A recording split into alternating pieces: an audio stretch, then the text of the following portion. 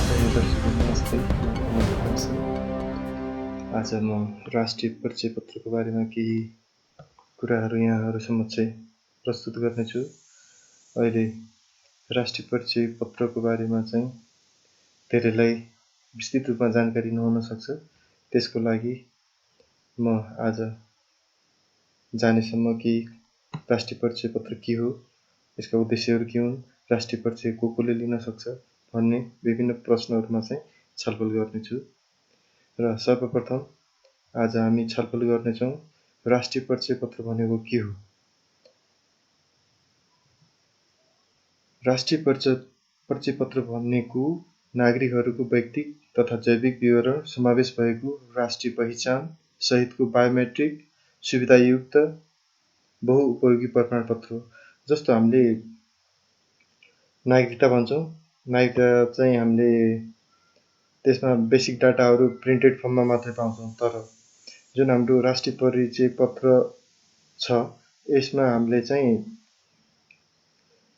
विभिन्न किसिमका आफ्ना व्यक्तिक विवरणहरूलाई र यो जैविक विवरणहरू जस्तो हाम्रो हातको औँलाहरूको सबै फिङ्गर प्रिन्टहरू अनि त्यस्तै गरी सिग्नेचरलाई डिजिटाइज गरेर हामीले चाहिँ त्यो एउटा चिप्स फर्ममा चाहिँ स्टोर गरेर राखेका हुन्छौँ। त्यसैले अब केही वर्षभित्रमा सम्पूर्ण नेपालीहरूले राष्ट्रिय परिचय पत्र अनिवार्य रूपमा चाहिँ लिइसक्नु पर्नेछ। त्यसको लागि कुनै जिल्लाहरूले चाहिँ यो राष्ट्रिय परिचय पत्रको काम चाहिँ स्थानीय तह अथवा यो वडा वाइज चाहिँ सुरु गरिसकेका छन्।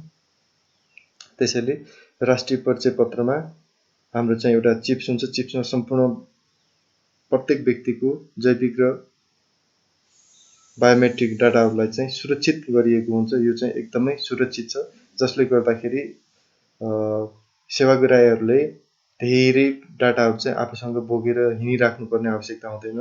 त्यसको एउटा नम्बर हुन्छ, राष्ट्रिय परिचय पत्र नम्बर। त्यो राष्ट्रिय परिचय पत्र नम्बर मात्रै भए हामीले चाहिँ त्यसमा भएका आफ्ना सम्पूर्ण विवरणहरूलाई चाहिँ सजिलै आवश्यक परेको सरकारी अड्डाहरूमा अथवा चाहिँ आफूलाई काम परेको जुनसुकै ठाउँमा पनि त्यो डाटालाई चाहिँ हामीले हेर्न सक्छौँ, झिक्न सक्छौँ।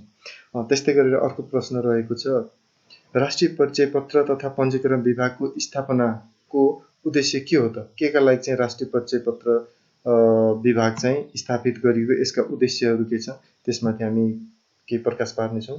जस्तो नेपाली नागरिकको व्यक्तिक तथा जैविक विवरण सहितको परिचय खुल्ने गरी विद्युतीय प्रणालीबाट तथ्याङ्क तथा अभिलेख तयार गरी सुरक्षित भण्डारण, व्यवस्थापन, उपयोग र नियन्त्रण गर्ने, सो तथ्याङ्कको आधारमा राष्ट्रिय परिचय पत्र नम्बर सहितको बहुउपयोगी राष्ट्रिय परिचय पत्र उपलब्ध गराउने। यसको मुख्य लक्ष्य भनेको नै राष्ट्रिय परिचय पत्र आम सर्वसाधारणलाई चाहिँ प्रदान गर्ने र त्यसको लागि विवरणहरू सङ्कलन गर्ने।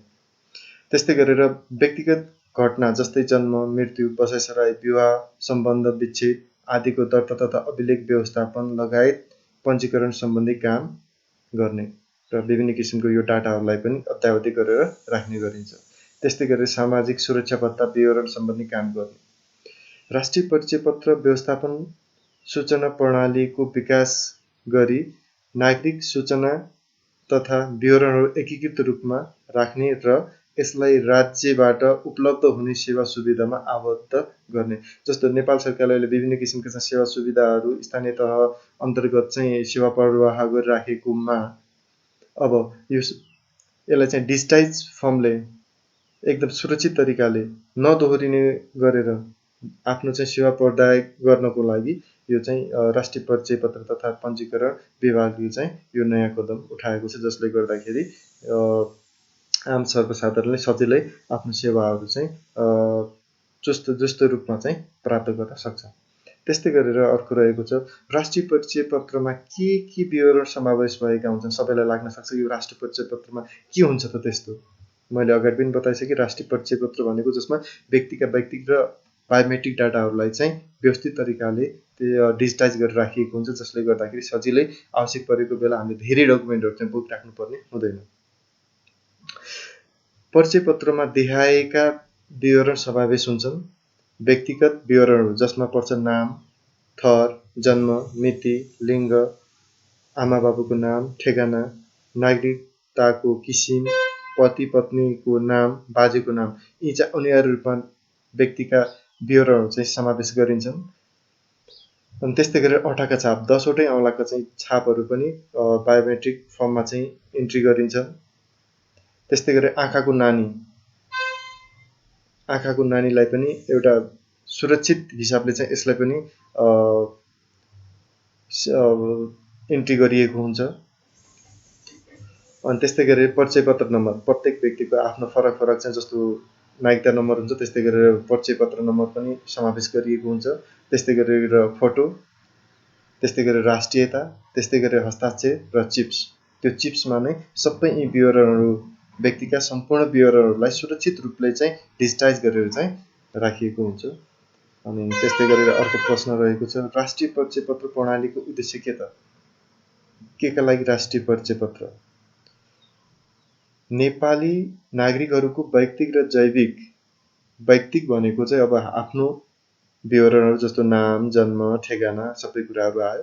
अनि वैयक्तिक भइसक्यो। अनि त्यस्तै गरी जैविक भन्नाले हामीले चाहिँ जस्तो बायोमेट्रिक फर्ममा राखिने डाटाहरू जस्तो हातको औँलाहरू भयो, सिग्नेचर भयो, अनि त्यस्तै आँखाको नानी भयो, रेटिना भन्छौँ, यी सबै विवरणहरूलाई चाहिँ हामी जैविक विवरण भन्छौँ। यी सबैलाई केन्द्रीकृत रूपमा भण्डारण तथा अभिलेख गरी सबै नागरिकहरूलाई परिचय खुल्ने र नदोहोरिने गरी बहुउपयोगी राष्ट्रिय परिचय पत्र नम्बर, जसलाई युनिक डिजिटल आइडेन्टिफिकेसन प्रदान गर्ने।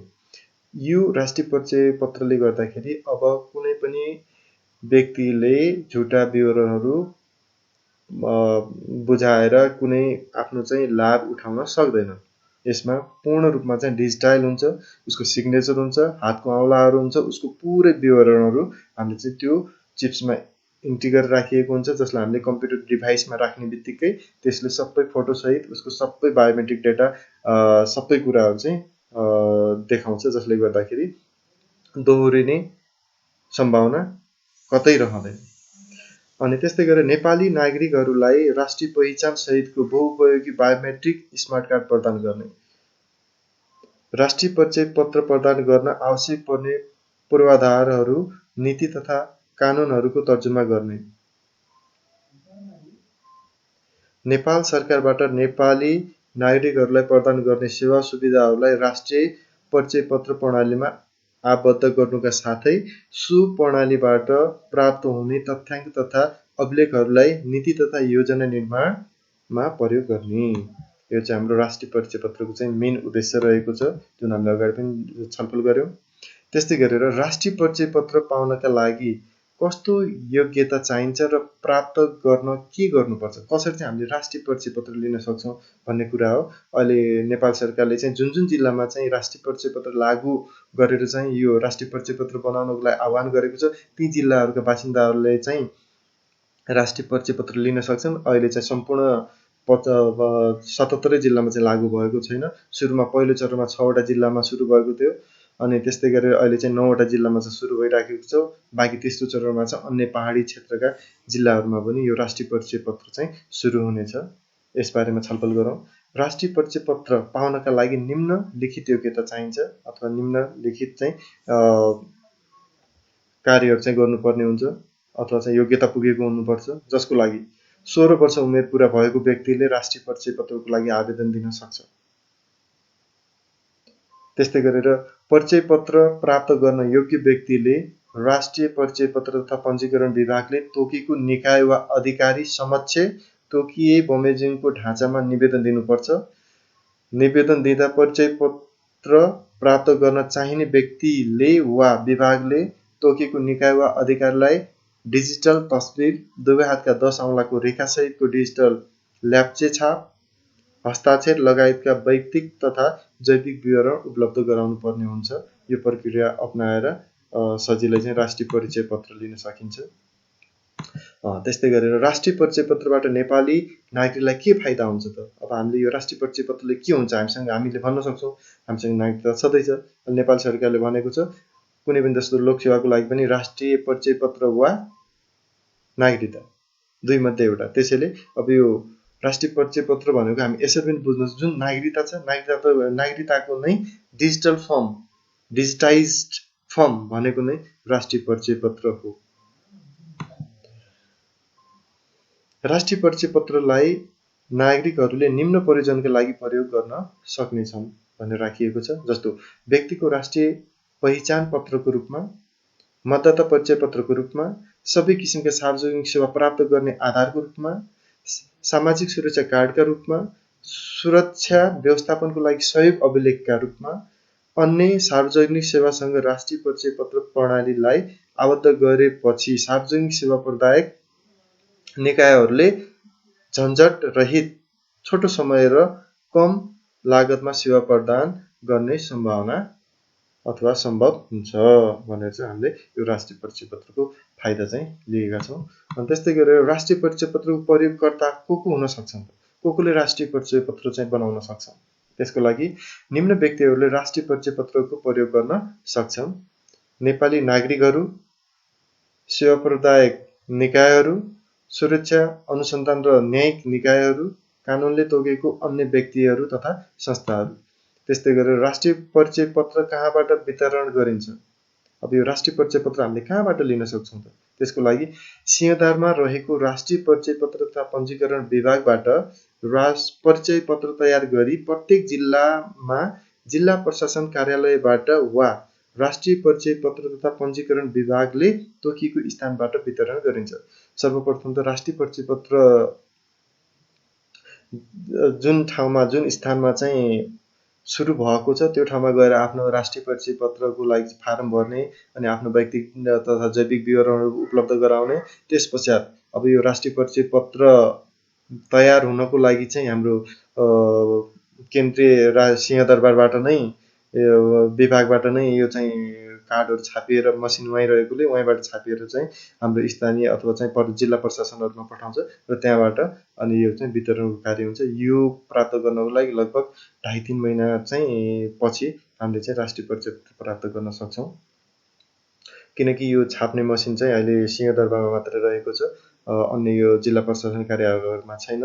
यताबाट त हाम्रो अनलाइन इन्ट्री हुन्छ, सबै डाटाहरूलाई चाहिँ प्रविष्ट गरिन्छ र हामीले यता स्थानीय अथवा चाहिँ वडाबाट जुन पनि जिल्लाबाट चाहिँ हामीले चाहिँ राष्ट्रिय परिचय बनाइराखेको त्यहाँबाट चाहिँ अधिकारीहरूले त्यो डाटालाई चाहिँ यो सिंहदरबारमा राष्ट्रिय परिचय पत्र तथा पञ्जीकरण विभागमा पठाउँछन्। त्यहाँबाट प्रिन्ट हुनलाई 2.5-3 महिना चाहिँ लाग्छ। त्यसपछि अनि जुन ठाउँबाट हामीले चाहिँ राष्ट्रिय परिचय पत्रको लागि आवेदन दिएको त्यही ठाउँबाट हामीले प्राप्त गर्न सक्छौँ। अनि त्यस्तै गरी जैविक तथा व्यक्तिक पहिचान भनेको के त? अब कसैले यो अलि नबुझेको हुनसक्छ। त्यसको लागि राष्ट्रिय परिचय पत्रको सन्दर्भमा जैविक पहिचान भन्नाले व्यक्तिको फोटो र 10 औँलाको छाप जसलाई फिङ्गरप्रिन्ट भन्ने र बुझ्न सकिन्छ। त्यस्तै गरी व्यक्तिक पहिचान अन्तर्गत व्यक्तिको नाम, थर, ठेगाना, उमेर, लिङ्ग तथा यस्तै अन्य व्यक्तिक विवरणहरू पर्दछ। अनि त्यस्तै गरेर चिप्स भनेको के हो र किन प्रयोग गरिन्छ? अब कसैलाई लाग्न सक्छ यो चिप्स, अब धेरैलाई चाहिँ थाहा हुन सक्छ किनकि अहिले चाहिँ चिप्स भन्ने बित्तिकै हामीले कुनै जस्तो सानो एउटा डिजिटली कुनै पनि डाटा स्टोर गर्ने एउटा चाहिँ डिभाइसको रूपमा लिन सक्छौँ। त्यही नै हो चिप्स भनेको।